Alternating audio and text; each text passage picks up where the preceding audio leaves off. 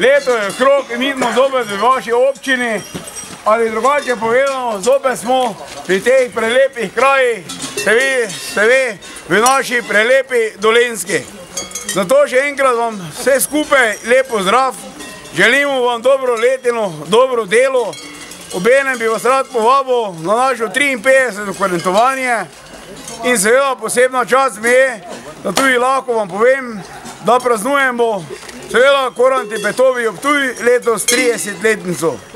Zato še enkrat lepo zdrav v imenu Korantov Petovi ob Ptuj, obenem izkoriščam priložnost in vašemu predstavniki, ker je gospoda župana ni, se vete, župani denar štejejo in bom dal res eno res skromno darilo in seveda pozornost na seveda Korante Petovi ob Ptuj, ki v te vaše kraje zelo radi zahajamo in seveda, bom kaj rekel, drugo leto bomo se kar sami najavili. Vse smo radi pri vas in seveda v tej prelepi Dolenjski, ki seveda pokrajina znana z cvičkom in seveda z Lojzetom Slakom.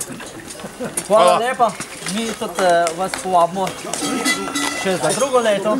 Zdaj smo že tukaj zdaj, da smo prav prijatelji.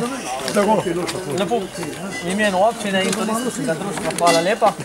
Na koncu ste povabili zdaj na cviček, pa na klobase malo. Hvala lepa, jaz bi še rad izkoristil še eno priložnost.